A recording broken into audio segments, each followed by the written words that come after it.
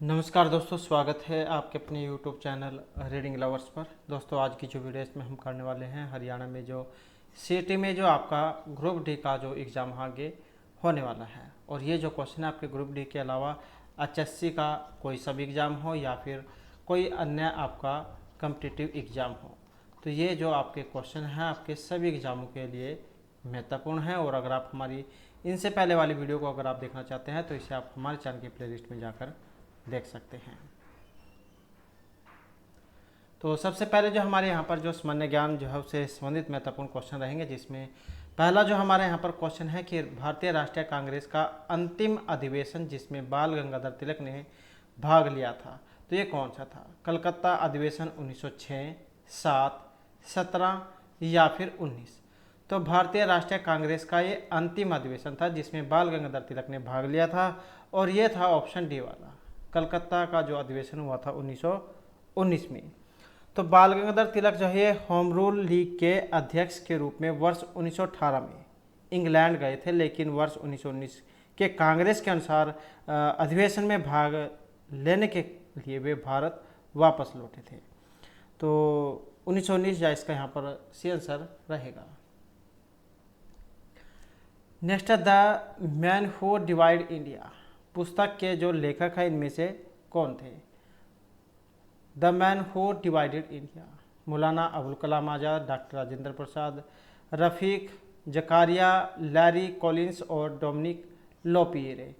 तो ये पुस्तक है और पुस्तकों वाला क्वेश्चन भी जो एग्ज़ाम में आ जाता है।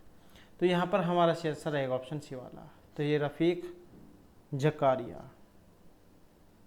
उसके बाद जो नेक्स्ट आ जाता है भारतीय संविधान विधेयक को राजकीय स्वीकृति प्राप्त हुई थी। भारतीय स्वाधीनता विधेयक को 18 जुलाई 1947, 19 जुलाई 1947, 20 जुलाई या 21 जुलाई को? तो यहाँ पर जो हमारा आंसर है ऑप्शन रहेगा ये वाला, तो यह 18 जुलाई 1947।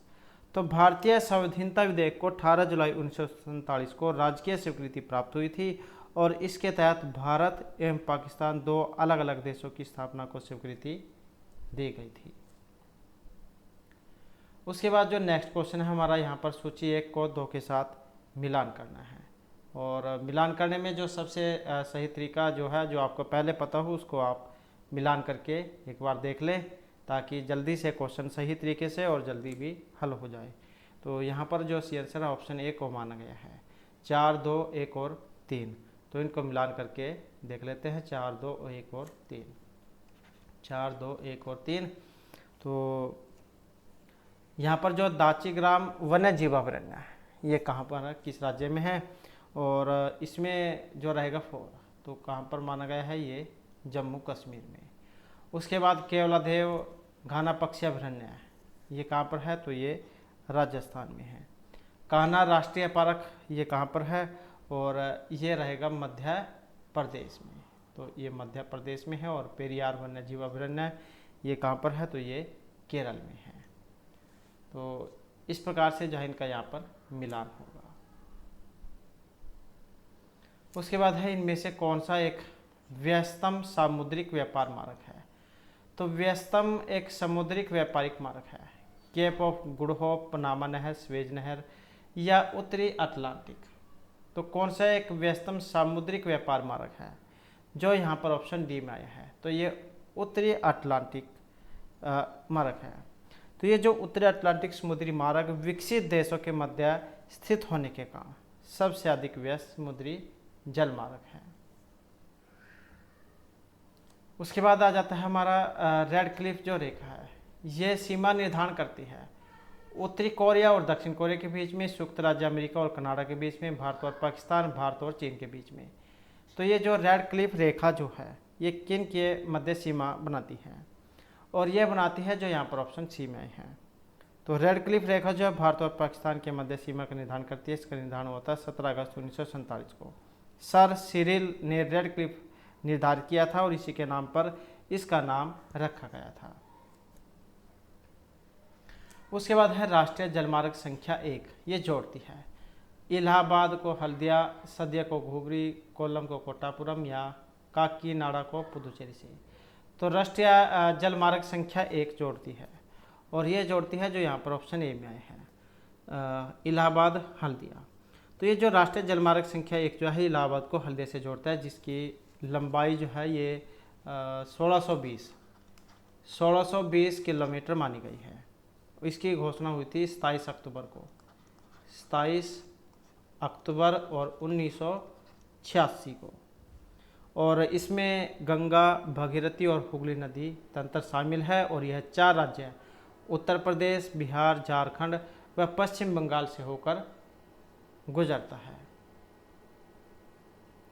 उसके बाद आ जाता है नेक्स्ट हमारा यहाँ पर, इनमें से संविधान प्रारूप समिति के सदस्य थे एन गोपालस्वामी, जवाहरलाल नेहरू, अल्लादी कृष्ण स्वामी अय्यर या फिर सरदार पटेल।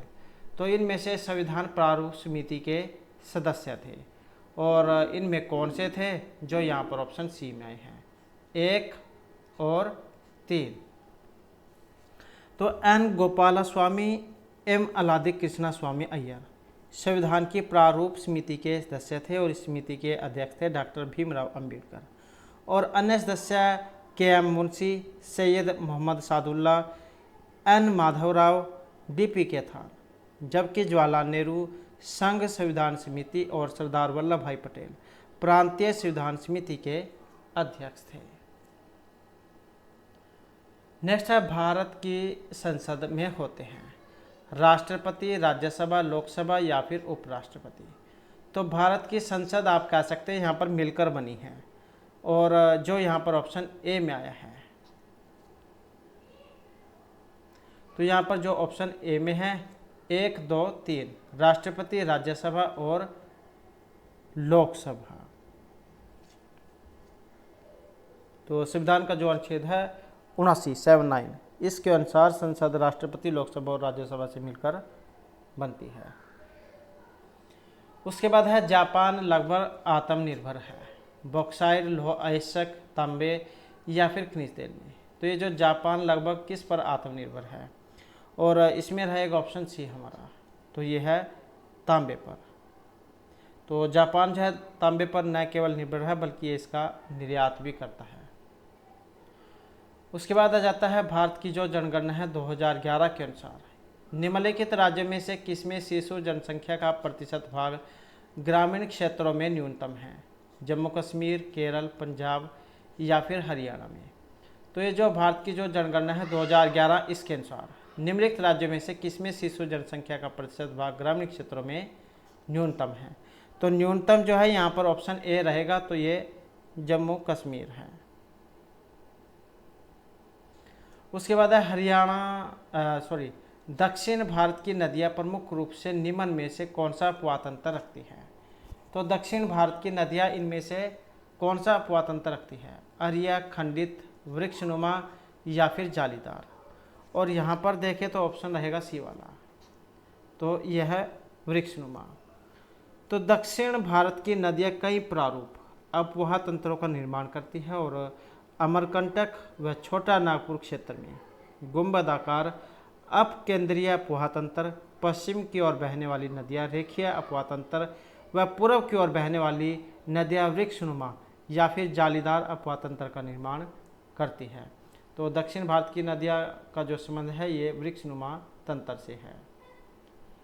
नेक्स्ट आ जाता है कनिष्क के सारनाथ बौद्ध प्रतिमा अभिलेख की जो डेट है, तिथि है, इनमें से क्या है, 78, 81, 96 या 121 ईस्वी। तो कनिष्क के सारनाथ बौद्ध प्रतिमा अभिलेख की जो तिथि है, और यहाँ पर देखें तो इसमें सी आंसर है ऑप्शन बी वाला। तो कनिष्क जो है इनके शासनकाल में, तो कनिष्क के शासनकाल के तीसरे वर्ष में बौद्ध संत बाला के द्वारा सारनाथ में बोधिसत्व प्रतिमा लेख स्थापित किया गया था, जिसमें कनिष्क के बौद्ध अनुयायी होने की चर्चा की गई थी। और ये बोधिसत्व प्रतिमा लाल पत्थर से बनी है, जो मथुरा मूर्ति निर्माण शैली पर प्रतीक मानी गई है। उसके बाद आ जाता है बंगाल का विभाजन के समय बंगाल के जो उस समय लेफ्टिनेंट जो एक गवर्नर थे, तो इनमें से कौन थे, sir Andrew Fraser, H Risley, Brodrick, A T Arundel. तो यहाँ पर जो बंगाल के विभाजन के समय बंगाल के लेफ्टिनेंट गवर्नर इनमें से कौन थे, और इसमें रहेगा ऑप्शन ए, तो ये थे सर एंड्रयू फ्रेजर। तो बंगाल विभाजन के समय बंगाल के lieutenant governor sir Andrew Henderson Leith Fraser थे, और इनका जो समय है कार्यकाल ये माना गया है 1903 से 1906 तक। नेक्स्ट आ जाता है वायुदाब सबसे कम होता है शीत ऋतु में, शरद ऋतु में, वसंत ऋतु में या फिर ग्रीष्म ऋतु में। तो ये जो वायुदाब जो है सबसे कम होता है, और सबसे कम जो होगा ये ग्रीष्म ऋतु में होता है। वायु का जो तापमान है बढ़ने पर वह गर्म होकर ऊपर उठती है और निम्न वायुदाब का निर्माण होता है। तो ग्रीष्म ऋतु में तापमान अधिक होने के कारण वायुदाब सबसे कम होता है, यही वर्षा होने का कारण भी है। नेक्स्ट आ जाता है माइक्रोसॉफ्ट एक्सेल में ऑटो फिल्टर विकल्प के संबंध में इनमें से कौन सा कथन सही नहीं है।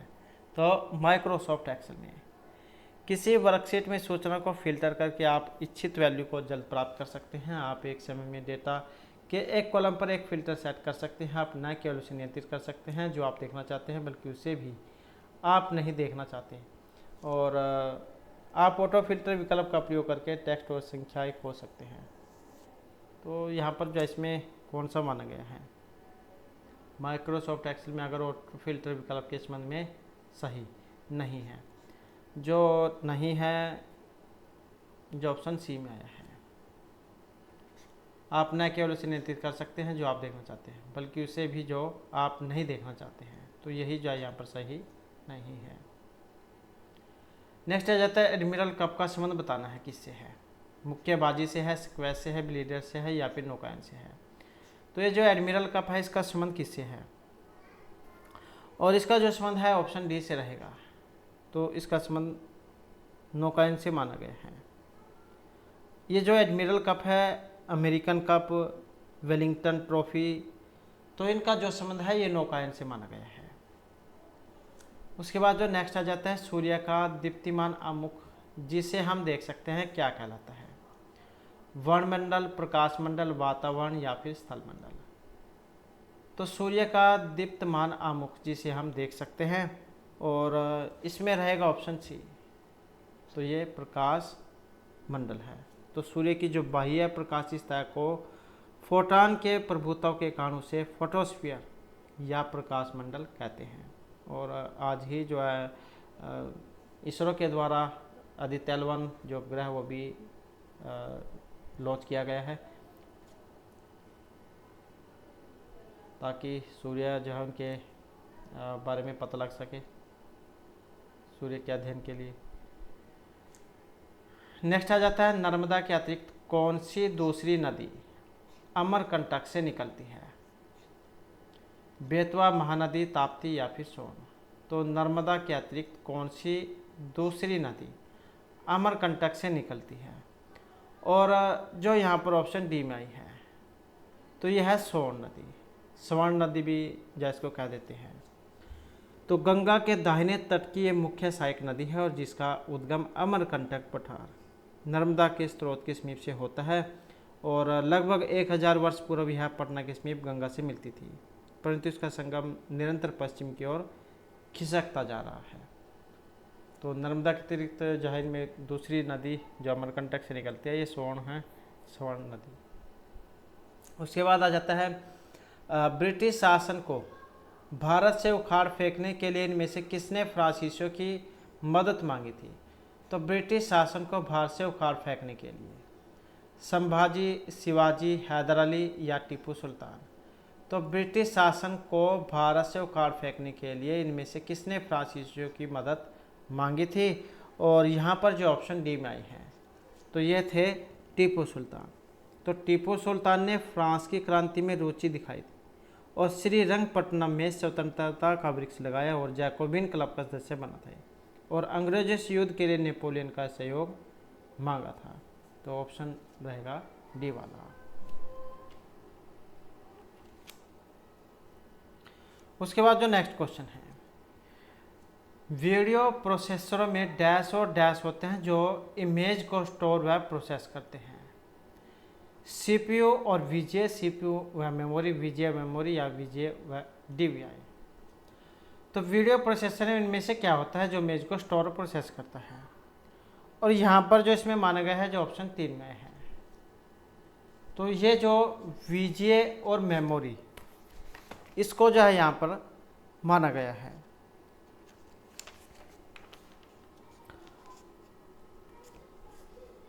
और ये जैसे यहाँ पर वीजीए है, इसकी कई बार क्या फुल फॉर्म आ जाती है। तो वीजीए जो है इसको कह देते हैं वीडियो ग्राफिक एरे। सीपीयू तो आप जानते होंगे, सेंट्रल प्रोसेसिंग यूनिट इसको कह देते हैं।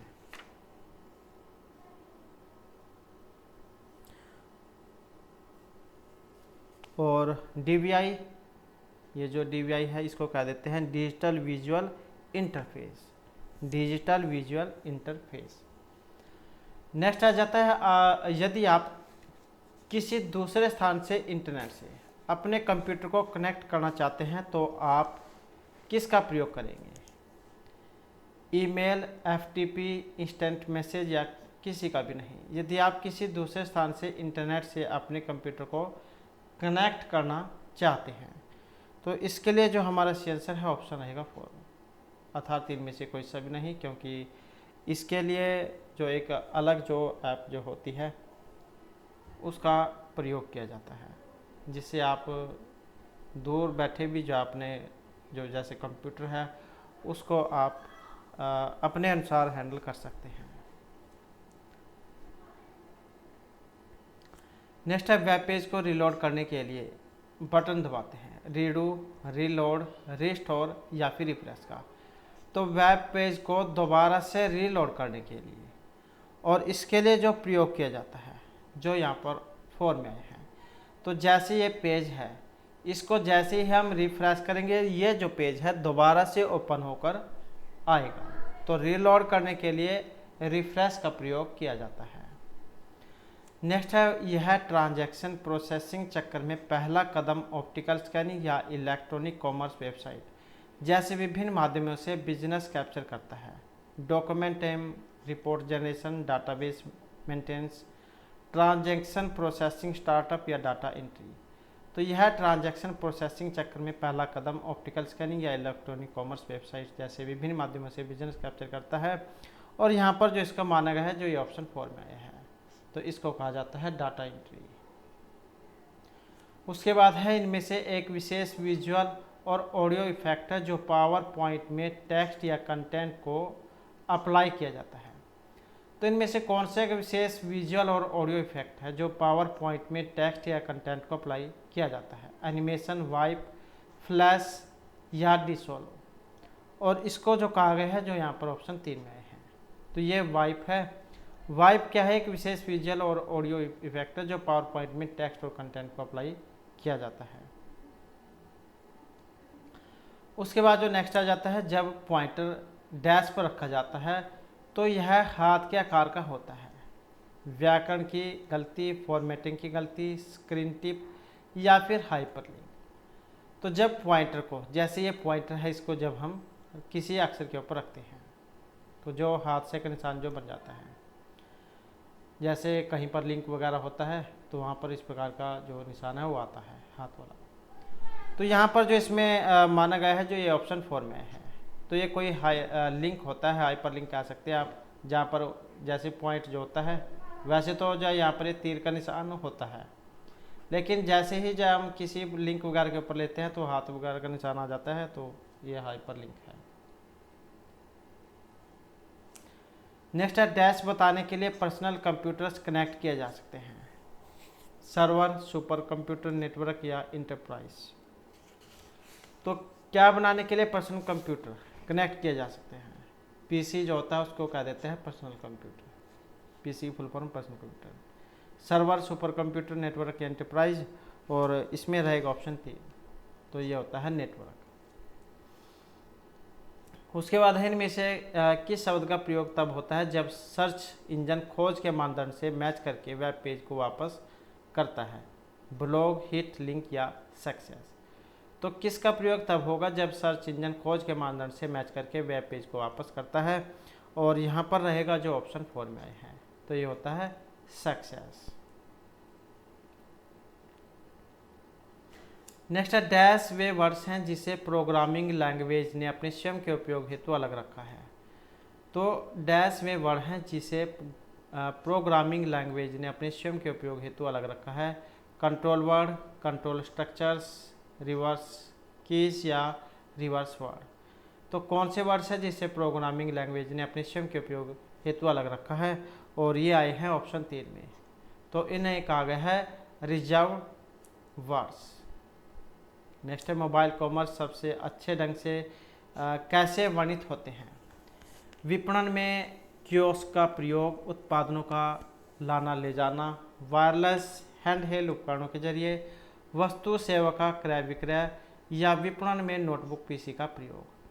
तो मोबाइल कॉमर्स सबसे अच्छे ढंग से कैसे वर्णित होते हैं, और इसमें देखें तो ऑप्शन रहेगा 3। तो यह है वायरलेस हैंडहोल्ड उपकरणों के जरिए वस्तु सेवा का क्रय विक्रय। नेक्स्ट आ जाता है डाटा जानकारी को स्टोर करने के लिए इनमें से कौन सी स्टोर डिवाइस कड़ी स्थायी रूप से स्थापित मैग्नेटिक डिस्कों का प्रयोग करती है। Floppy disk, permanent disk, hard disk या फिर ऑप्टिकल डिस्क।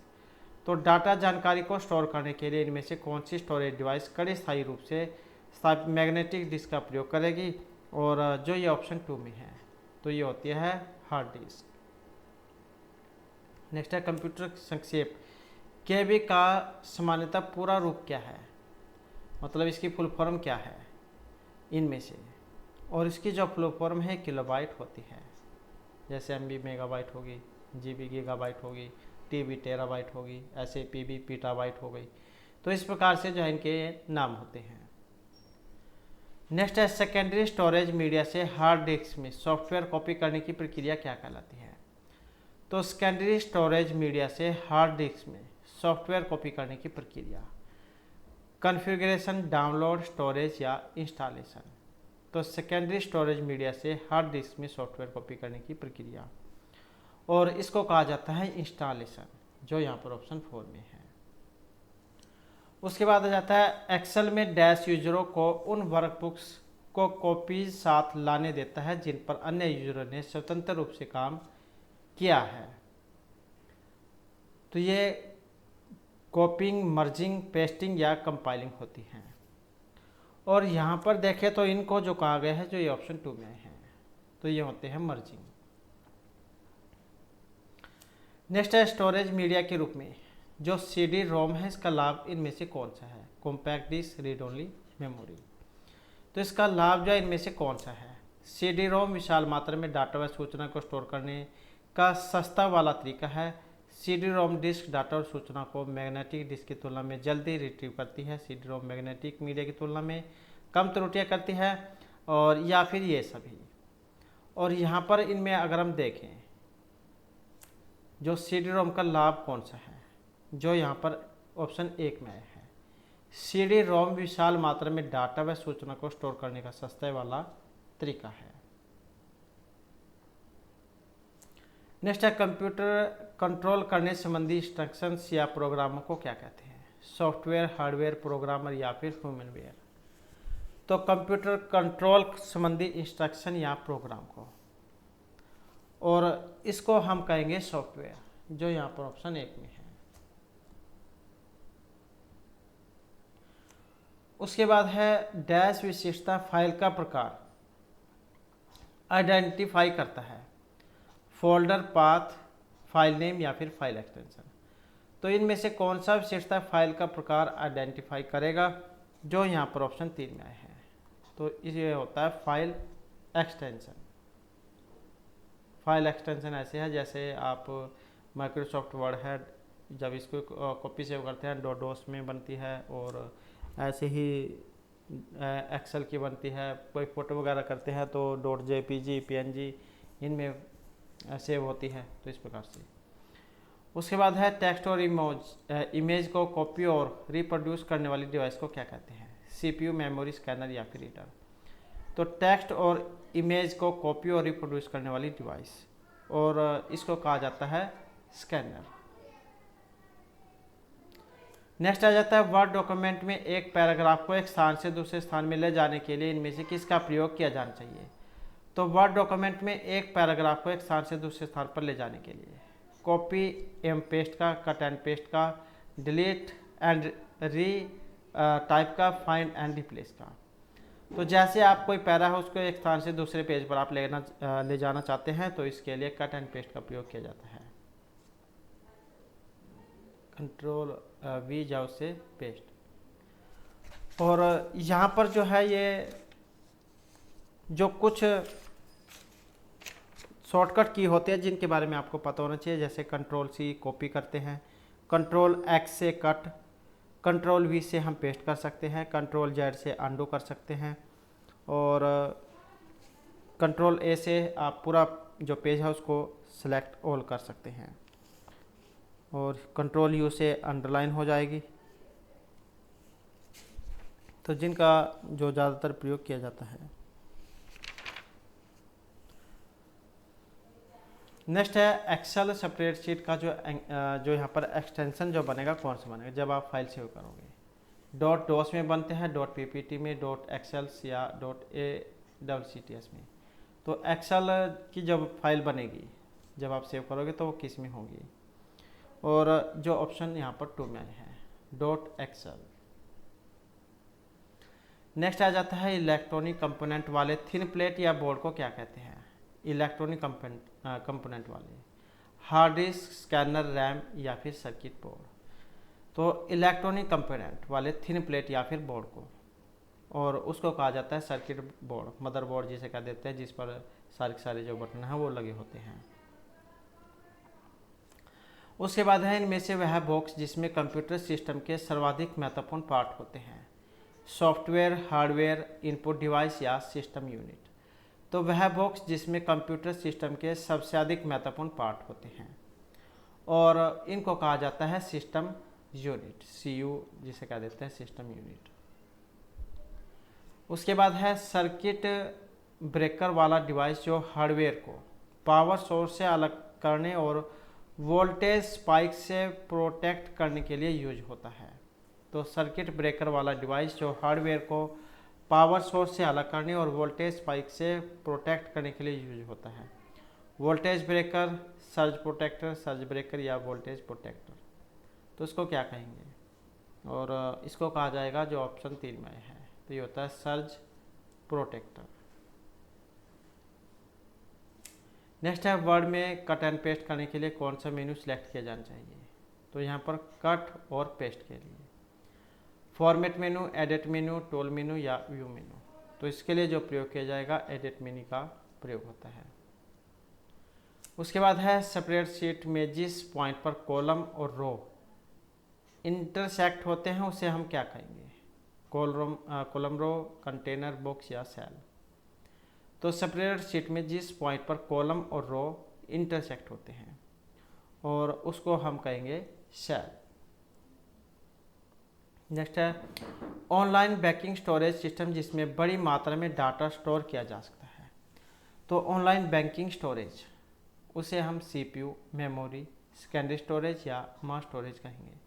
तो ये ऑनलाइन बैंकिंग स्टोरेज जिसमें बड़ी मात्रा में डाटा को स्टोर किया जा सकता है, और इसको कहा जाएगा जो यहाँ पर ऑप्शन 4 में आए हैं, तो ये मास स्टोरेज होती है। नेक्स्ट आ जाता है MS एक्सेल का प्रयोग निम्नलिखित में से कौन से कार्यों के लिए होता है। स्टॉक के लेखा-जोखा के लिए, बजट बनाने के लिए, घर की गणना के लिए या इन सभी के लिए। तो MS एक्सेल जो होता है उसका प्रयोग किस लिए होता है, और इसका जो यहाँ पर प्रयोग है इन सभी कामों के लिए होता है, चाहे इसमें आपने कोई भी बिल वगैरह बनाने, स्टॉक का लेखा-जोखा हो गया, बजट बनाना है या कोई गणना वगैरह करनी है।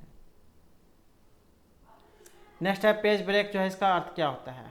डॉक्यूमेंट के पेज को छोटे छोटे भागों में ब्रेक करना, डॉक्यूमेंट का अगला पार्ट नए पेज पे स्टार्ट करना, डॉक्यूमेंट के पेज को छोटे वाक्यों में ब्रेक करना या डॉक्यूमेंट के पेज को छोटे पैराग्राफों में ब्रेक करना। तो ये पेज ब्रेक क्या होता है, और पेज ब्रेक जो है इसका मतलब है जो ऑप्शन 2 में है, डॉक्यूमेंट का अगला पार्ट नए पेज पर स्टार्ट करना। जैसे मतलब ये पूरा पेज है, आप जब इसे 2 भागों में बांटोगे। नेक्स्ट है वर्कशीट के डैश वर्टिकली अपीयर होते हैं और वर्कशीट विंडो के ऊपर अक्षरों द्वारा आइडेंटिफाई होते हैं, रो, सेल, कॉलम या हेडिंग। तो वर्कशीट के डैश वर्टिकली अपीयर होते हैं जो वर्कशीट विंडो के ऊपर अक्षरों के द्वारा आइडेंटिफाई होते हैं, और यहाँ पर जो उनको कहा गया है कॉलम, जो ऑप्शन 3 में है। नेक्स्ट है कंप्यूटर निम्नलिखित में से कौन सा कार्य नहीं करते हैं, इंप्यूटिंग, कंट्रोलिंग, प्रोसेसिंग या अंडरस्टैंडिंग का। तो कंप्यूटर कौन सा कार्य नहीं करते हैं, जो यहाँ पर ऑप्शन 4 में है, अंडरस्टैंडिंग का, क्योंकि जो भी उसमें डाटा पहले से फीड किया जाता है वो उतना ही काम कर सकते हैं। नेक्स्ट आ जाता है बिट का जो पूरा रूप क्या है, तो इनमें से आपने बताना है बिट, तो इसको जो हम कह देते हैं बाइनरी डिजिट। तो यहाँ पर जाए बाइनरी डिजिट, इसका जो फुल फॉर्म रहेगा। उसके बाद है कीबोर्ड कीज, जिन्हें विशेष कार्यों के लिए प्रोग्राम किया जा सकता है, उन्हें हम क्या कहेंगे, फंक्शन कीज, एरो की, पेज अप पेज डाउन की, शिफ्ट और ऑल्ट की। तो कीबोर्ड की कीज जिन्हें विशेष कार्यों के लिए प्रोग्राम किया जाता है और उनको हम क्या कहेंगे, फंक्शन की कहेंगे। अब कई बार जो एग्जाम में ये भी क्वेश्चन देखने को मिला है कि जो ये जो यहाँ पर की वाली जो है फंक्शन की, ये वाली ये कितनी होती है। तो आपने जैसे कीबोर्ड देखा होगा तो उस पर कुछ F1, F2 इस तरीके से F12 तक की संख्या आपने कीबोर्ड पर देखी होगी।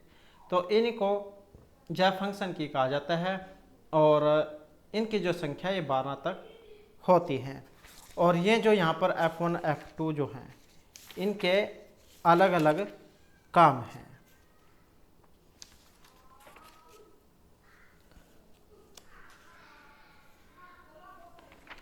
नेक्स्ट जो हमारा यहाँ पर क्वेश्चन है, वर्ड में यूजर के द्वारा सिलेक्टेड टेक्स्ट के सेंटरिंग के लिए शॉर्टकट की यहाँ पर इनमें कौन सी है। तो वर्ड में यूजर द्वारा सिलेक्टेड टेक्स्ट के सेंटरिंग के लिए शॉर्टकट की Ctrl+A+C+E या फिर Ctrl+B।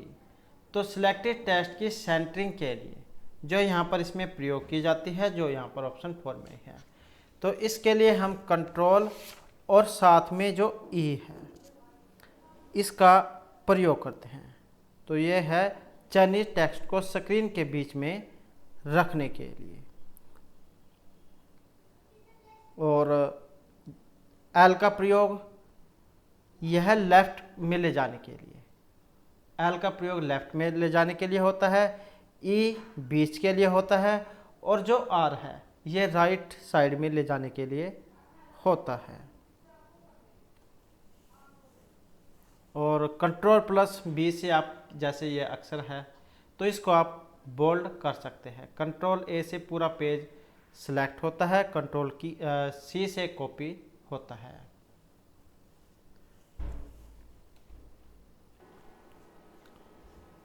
उसके बाद जो हमारा नेक्स्ट क्वेश्चन है, तो रीजनिंग जो है उससे संबंधित जो हमारे यहाँ पर क्वेश्चन आ जाते हैं, जिसमें पहला जो क्वेश्चन है, किसी सांकेतिक भाषा में अगर हम ये जो फ्रेज जो दिए गए हैं इसको हम इस तरीके से लिख सकते हैं, तो उसी प्रकार से जो यहाँ पर एक कैटल दिया गया है उसे हम कैसे लिखेंगे। तो पहले जो हमें ये वाला जो कोड है इसके बारे में पता होना चाहिए, तभी ये हल होगा। तो जैसे यहाँ पर ये दिया गया है इसको आपने इसी तरीके से लिख लेना है, FRIDGE, और इसी के नीचे वैसे ही GTL और HLK। तो यहाँ पर अगर आप देखें FGHIJKL, तो कहने का मतलब है यहाँ पर कुछ सीरीज अब बन गई है, 1 2 3 4, तो यहाँ पर 5 होना चाहिए। तो यही सीरीज फिर आपने इसमें भी चलानी है। तो जब हम इस सीरीज को यहाँ पर चलाएंगे तो के बाद क्या आएगा, JKL। तो पहले में ही आपने यहाँ पर पता लग चुका है कि ऑप्शन सी वाला हमारा सही है। लेकिन कई बार क्या है, एग्ज़ाम को ज़्यादा ही मुश्किल बनाने के लिए सभी अक्षर सेम हो जाते हैं, सिर्फ एक जो है एक ही अक्षर इनमें से कोई सा वही अलग होता है, बाकी और सारे के सारे सेम होते हैं। तो वो तब होता है अगर ज़्यादा ही मुश्किल एग्जाम को बनाना हो। अगर आसान बनाना है तो जैसे यहाँ पर पहला अक्षर मिला है इस तरीके से हो जाता है। तो इसको आप फिर मिलान करके देख सकते हैं। उसके बाद रहते हैं यहाँ पर कुछ युग्म दिए गए हैं और दोनों शब्द आपस में इस प्रकार संबंधित है जिस प्रकार निचले गए शब्द युग्म के आपस में संबंधित है। जैसे भो चढ़ाने का मतलब नाराजगी से है, ऐसे ही मुस्कान का परमानंद पागलपन का बीमारी, हंसी का हास्य या शोक का दुख से है। जैसे भों चढ़ाने को हम नाराजगी कह देते हैं, तो इसी प्रकार से जो मुस्कान होती है खुशी, उसको हम क्या है परमानंद की प्राप्ति कह देते हैं। जैसे भों चढ़ाना गुस्सा दिखाना, नाराजगी दिखाना होता है। उसके बाद जो नेक्स्ट है हमारा, यहाँ पर भी 3 शब्द युग्म किसी प्रकार से एक समान है और एक अलग है। तो जो अलग है वही आपने बताना है। जैसे बांग्लादेश है, इनकी मुद्रा है टका, साउथ कोरियन की रुपया, रसिया की रूबल और मलेशिया की रिंगित है। तो यहाँ पर एक अलग है, वो कौन सा है जिसकी यहाँ पर मुद्रा अलग है। और यहाँ पर जो इसमें देखें तो ऑप्शन रहेगा बी वाला, साउथ कोरियन। इनका जो है यहाँ पर रुपया बताया गया, लेकिन रुपया यहाँ पर यही अलग है, क्योंकि ये जो साउथ कोरिया जो है इनकी क्या है वोन है, वोन, ये इंग्लिश में WON, वोन। तो ये इनके रुपया नहीं है। और इसके अलावा भी आपके 3 क्वेश्चन यहाँ पर और बन जाते हैं। बांग्लादेश की टका है और रसिया की रूबल, रसिया रूबल आसानी से आप याद कर सकते हैं। मलेशिया की रिंगित है। उसके बाद जो यहाँ पर नेक्स्ट क्वेश्चन है, यहाँ पर भी उस विकल्प का चयन करें जो तीसरे पद से उसी प्रकार संबंधित है, दूसरा पद पहले से जैसे है। जैसे ये वाला है 29-13 का अनुपात बना है, ऐसे ही 37 का बनाना है। अब यहाँ पर 29 और 13 का अनुपात किस तरीके से बना है, तो यहाँ पर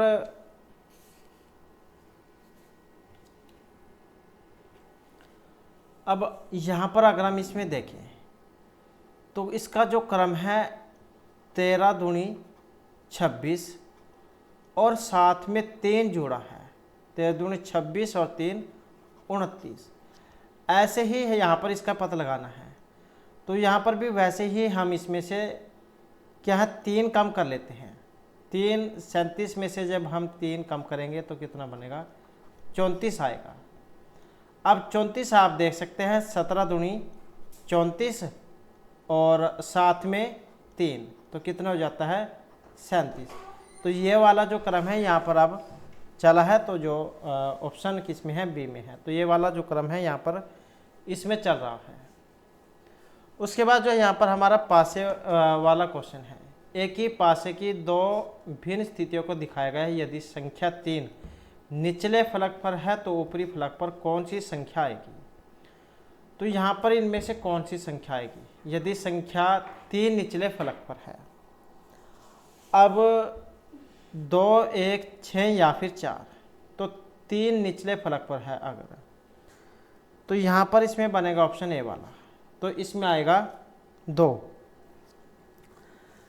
तो यहाँ पर इनका क्रम जैसे 4, 2, 2, 1, 1, 4, ऐसे ही इसका है 2, 5, 5, 6, 6, 2।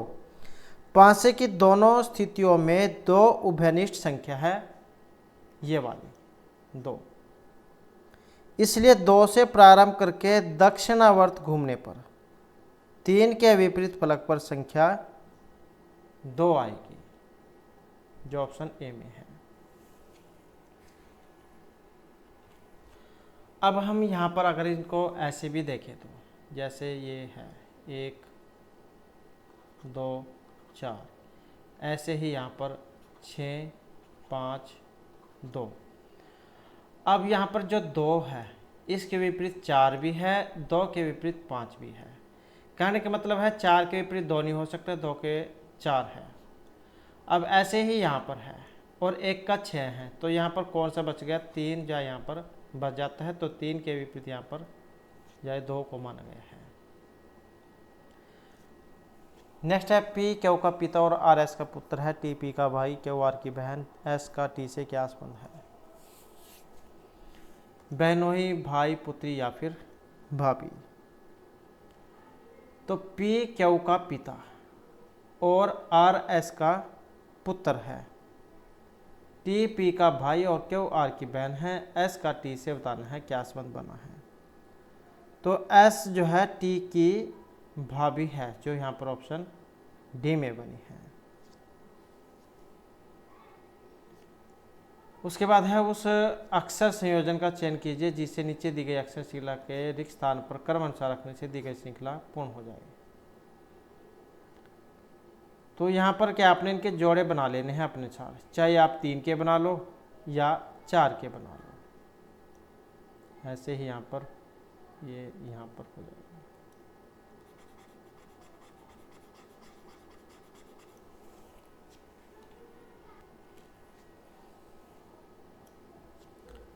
तो 1 2 3 4, तो इसके आपने अपने अनुसार या जोड़े बना लेने हैं, चाहे 3 के हो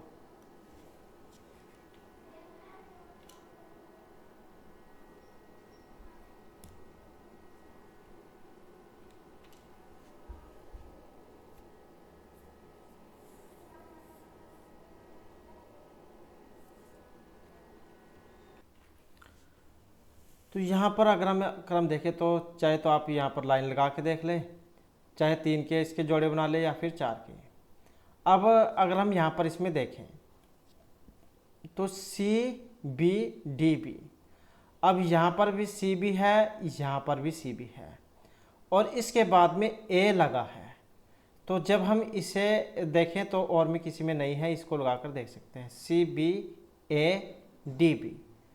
तो यहाँ पर इसमें ए है, तो ए वाला जब हम यहाँ पर लगाएंगे C B A D B. अब यहाँ पर देख सकते हैं कि जो जोड़ा अगर हम कंप्लीट करें C B A D B, क्योंकि सी बी यहाँ पर भी दिया गया है, यहाँ पर भी है, इसके बाद में ए भी है। अब इसके बाद में अगर हम देखें तो C B A D B हो जाता है। अब डी बी आप यहाँ पर देख सकते हैं C B A D B, क्योंकि यहाँ पर है C B A D B, तो यहाँ पर भी सी बी ए जो डी है D, C B A D B, C B A D B. अब यहाँ पर एक जोड़ा और आपको मिल चुका है C B A D B C, तो ये जोड़ा यहाँ पर ये भी कंप्लीट हो चुका है C B A D B C. अब C B A D B C, तो C B A D B C, C B A D B C, ये कुछ क्रम है यहाँ पर।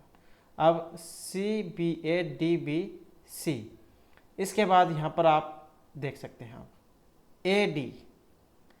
अब यहाँ पर क्या है ए डी बी है, ए डी, तो इसके बाद यहाँ पर क्या आना चाहिए, बी आना चाहिए, A D B, A D B, A D B. तो ये वाला यहाँ पर क्रम है। तो ये वाला क्रम आप इसमें देख सकते हैं किस में बन रहा है, जो यहाँ पर ऑप्शन ए में आया है। तो ए सी डी सी बी, क्योंकि डी बी सी और डी बी सी। तो इस प्रकार से आप यहाँ पर चाहे अपनी मर्जी से 3 के जोड़े बना लो या फिर 4 के बना लो, और जो भी इसमें एक क्रम पहले बन रहा है उसको आप देख लें तो इसमें से कौन से वाला क्रम पहले बन रहा है। उसके बाद है निम्नलिखित समीकरण का मान क्या होगा यदि भाग का अर्थ जोड़, जमा का अर्थ घटाव, माइनस का अर्थ गुणा है और गुणा का अर्थ अगर भाग है। तो ये जो संख्या दी गई है इसी के स्थान पर आपने रखना है और बोर्ड वास वाला जो नियम है फार्मूला वो आपने लगाना है। पहले आप इसको एक साइड में लिख सकते हैं ताकि जल्दी से हो जाए। तो जैसे भाग है, भाग का मतलब क्या है, जोड़, और जो जमा है, जमा का मतलब घटाव से है, और माइनस का जो अर्थ है, माइनस का अर्थ यहाँ पर गुणा से लिया गया है और गुणा का मतलब भाग से लिया गया है। तो ये जो चिन्ह है इनके स्थान पर आपने ये वाले रखकर देख लेना है। जैसे ये संख्या है, इसके स्थान पर आपने ये वाली संख्या रखकर देख लेनी है। तो इसमें जो हो जाएगा 54 और भाग 6 गुणा में 7 प्लस में 8 माइनस में 2। तो इसमें बोर्ड मास वाला फिर नियम आपने लगा लेना है। तो 6 को जब हम 54 से करेंगे 9 की 54 होता है, तो कितना हो जाएगा 9 गुणा में 7 प्लस में 8 माइनस में 2 भाग, अब किसकी बारी है, गुणा की बारी है। 9 7 63 प्लस में 8 माइनस में 2। अब भाग भी हो गई, गुणा भी हो गई। अब जो है यहाँ पर जमा जो है इसकी जो बारी है ये आ जाती है।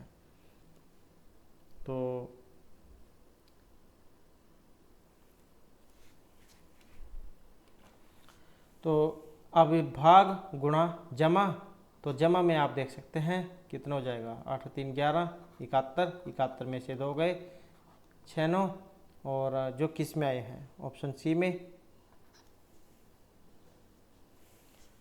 उसके बाद जो नेक्स्ट है हमारा, तो यहाँ पर नीचे 2 कथन दिए गए हैं, उसके बाद निष्कर्ष 1 2 3 है। कथन को सत्य मानते चाहे वह मान्यता तथ्य से भिन्न प्रतीत होते हो, आपका निर्णय करना है कि दिए गए कथनों में कौन सा निष्कर्ष तर्कसंगत रूप से निकलता है। तो यहाँ पर क्या है, ये कथन वाला क्वेश्चन है, और कथन यहाँ पर अगर हम देखें तो क्या है, कुछ मोबाइल उपकरण है। अब क्या है, कुछ मोबाइल, ये जैसे मोबाइल है, कुछ मोबाइल उपकरण है, उपकरण, क्योंकि यहाँ पर कुछ जो मोबाइल है उपकरण है, मतलब इसका थोड़ा हिस्सा है, इसके साथ ये मिले हुए हैं, थोड़ा हिस्सा है कुछ मोबाइल का उपकरण के साथ। और जो सभी उपकरण भारी वस्तु है, तो जितने भी ये उपकरण हैं, जितने भी ये उपकरण हैं, ये सारे क्या हैं, भारी वस्तुएं हैं, भारी वस्तुएं हैं। तो अब यहाँ पर आप इसका निष्कर्ष देखते हैं, कुछ मोबाइल भारी वस्तुएं, ये मोबाइल हैं, कुछ मोबाइल भारी वस्तुएं हैं। कोई भी मोबाइल भारी वस्तु नहीं है, कोई भी मोबाइल भारी वस्तु नहीं है। कुछ भारी वस्तुएं उपकरण हैं, कुछ भारी वस्तुएं उपकरण हैं। तो यहाँ पर जो इसमें निष्कर्ष अब कौन से वाला निकलेगा, तो यहाँ पर अब हम देखें तो कुछ मोबाइल भारी वस्तुएं हैं। तो ये कुछ का मतलब, क्योंकि ये इसका थोड़ा सा हिस्सा है, उपकरण के साथ भी भारी वस्तु के साथ भी, तो कुछ मोबाइल भारी वस्तुएं होंगे। कोई भी मोबाइल भारी वस्तु नहीं है, क्योंकि ये जुड़ा हुआ है तो इस कारण से गलत हो गया। कुछ भारी वस्तुएं उपकरण हैं, क्योंकि अब ये भारी वस्तुओं के साथ इसके साथ से भी संबंध है, तो ये कुछ में है। तो इसके आधार पर अब हम यहाँ पर जो निष्कर्ष देखें, इसमें से कौन सा बनेगा। तो निष्कर्ष जो हमारा यहाँ पर ऑप्शन डी वाला बना है, निष्कर्ष 1 और 3 बनेगा, क्योंकि जो ये 2 वाला जो है नहीं दिया गया है, क्योंकि ये है, इसी कारण से गलत है। उसके बाद जो नेक्स्ट आ जाता है हमारा, यहाँ पर क्या है, तार्किक अर्थ, मतलब जो इनका क्रम है वो आपने बनाना है। पूर्ण क्रम में व्यवस्थित कीजिए, वेतन, शिक्षा, स्कूल भर्ती, पदोन्नति या फिर रोजगार। और यहाँ पर हम देखें तो इनका कौन सा क्रम बनेगा। सबसे पहले क्या है, स्कूल होगा, स्कूल में शिक्षा दी जाएगी, शिक्षा के लिए क्या होगी, भर्ती होगी, भर्ती में क्या है, रोजगार होगा, रोजगार होने के बाद क्या है, वेतन मिलेगा, और उसके बाद पदोन्नति होगी। ये कुछ क्रम बना है जो यहाँ पर ऑप्शन डी में आया है। उसके बाद आ जाते हैं यहाँ पर कुछ श्रृंखला चली है। निम्नलिखित आकृति श्रृंखला में आने वाली अगली आकृति का चयन कीजिए। तो इससे आगे यहाँ पर कौन सी आकृति चल रही है, तो यहाँ पर अगर हम देखें तो ये जो सर्कल है यहाँ पर है, और जो क्रॉस का निशान यहाँ पर है एक छोड़कर, यहाँ पर अगर हम नेक्स्ट वाले में देखें तो सर्कल क्या है, यहाँ पर चला गया है एक छोड़कर यहाँ पर, और ये जो क्रॉस है ये अगले में गया है। अब नेक्स्ट वाले में क्या है, तो ये जो सर्कल है यहाँ पर था, अब ये यहाँ पर आ गया है नेक्स्ट वाले में, और इसी प्रकार से जो यहाँ पर था ये एक छोड़ के अब यहाँ पर गया है क्रॉस। तो यहाँ पर अगर हम इनका क्रम देखें तो कौन से वाला क्रम इसका चल रहा है, और यहाँ पर जो इसमें क्रम बन रहा है ऑप्शन बी वाला। तो इसके बाद जो क्रम होगा यहाँ पर ये क्रॉस आएगा और यहाँ पर ये सर्कल आएगा। तो ये जो आकृति सिकला इसमें एक्स एक 2-3 खाने वाले दक्षिणावर्त दिशा में घूम रहा है, और जो यहाँ पर ये सर्कल दिया गया है ये 2 खाने वामावर्त दिशा में घूम रहा है।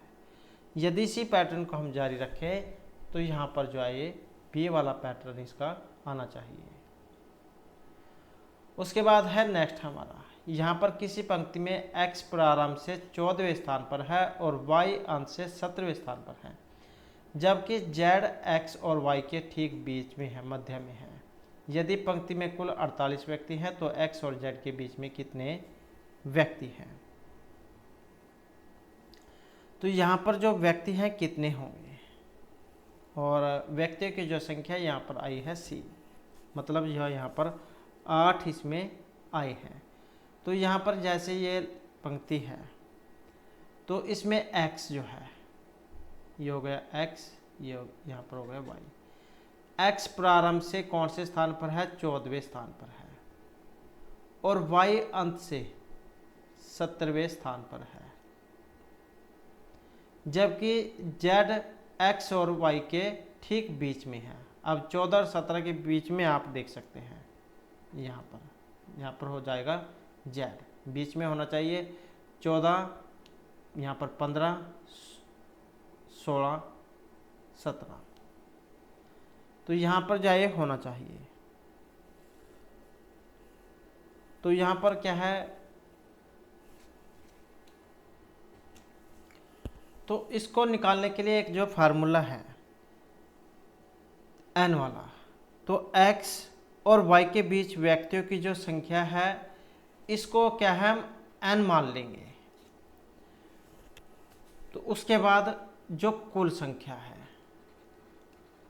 कुल माइनस में x का क्या स्थान है और y का क्या स्थान है, तो कुल कितने हैं, जो n बराबर हो जाएगा कुल कितने हैं, यहाँ पर 48 है।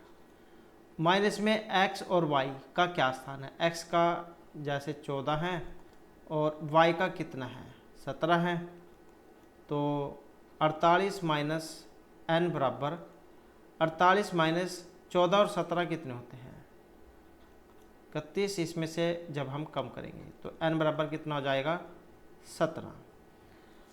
तो x और z के बीच x और जो z है इनके बीच व्यक्तियों की जो संख्या होगी n-1 बटे में 2, तो क्या हो जाएगी यहाँ पर 17 माइनस 1 बटे 2, तो ये हो जाएगी 16 बटे 2 बराबर 8।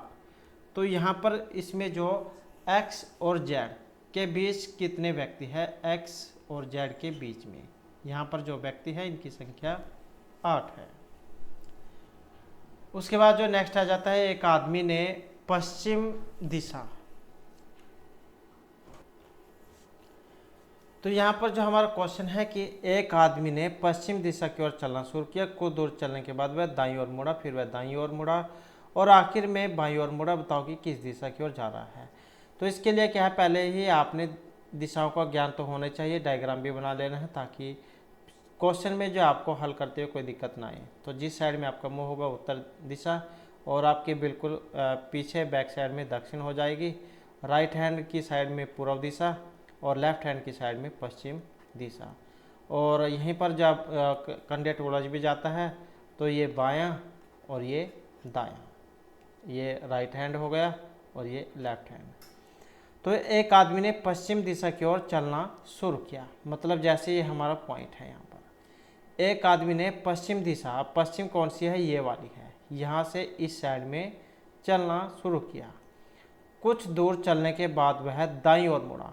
अब जब यहाँ पर इस साइड में चला तो यहाँ पर उसका राइट हैंड, यहाँ पर लेफ्ट हैंड।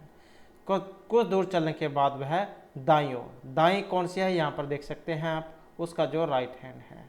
तो इस साइड में मुड़ना होगा। तो कुछ दूर चलने के बाद वह दाईं ओर मुड़ा, तो यहाँ से मुड़ा, फिर वह दाईं ओर मुड़ा।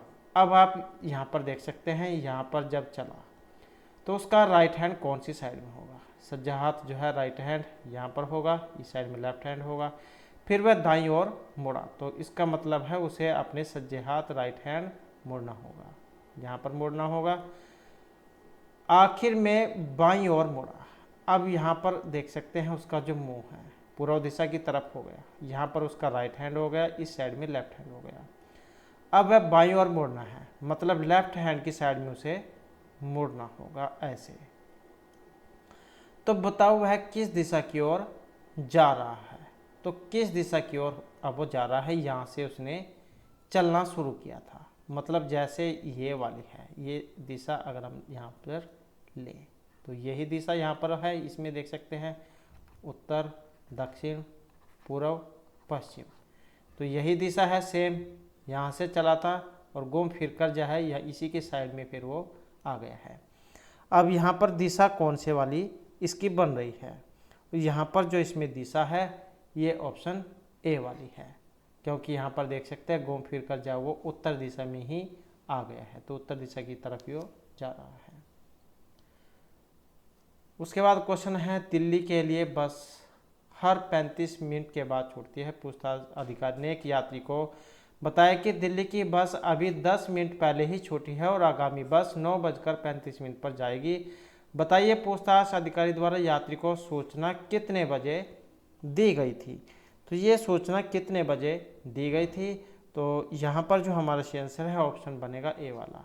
तो ये थी 9:10 पर। तो यहाँ पर क्या है, अधिकारी द्वारा यात्री को बताया गया आगामी बस का जो समय था तो ये था 9:35 का। फिर हर 35 मिनट बाद बस छूटती है, तो इससे पहले वाली बस का जो समय होगा, तो यहाँ पर क्या है, इसमें से हम जब 35 कम करेंगे तो कितना हो जाएगा, 9 बजे हो जाएगा। अधिकारी द्वारा यात्री को दी गई सूचना क्या है, 9 बजे और साथ में 10 मिनट वाली, कि अभी 10 मिनट पहले ही छुट्टी है, अर्थात 9:10। इसलिए अधिकारी यात्री को सूचना 9:10 पर दे रहा था, जो ऑप्शन ए में है। नेक्स्ट है, यदि किसी महीने की 7 तारीख शुक्रवार से 3 दिन पहले हो तो महीने की 19 तारीख को कौन सा दिन होगा। तो किसी महीने की 7 तारीख का दिन, 7 तारीख जो है, जैसे महीने की 7 तारीख है तो शुक्रवार है। यदि किसी महीने की 7 तारीख शुक्रवार से 3 दिन पहले हो तो महीने की 19 तारीख कौन सी होगी। तो 7 तारीख का दिन क्या है, अगर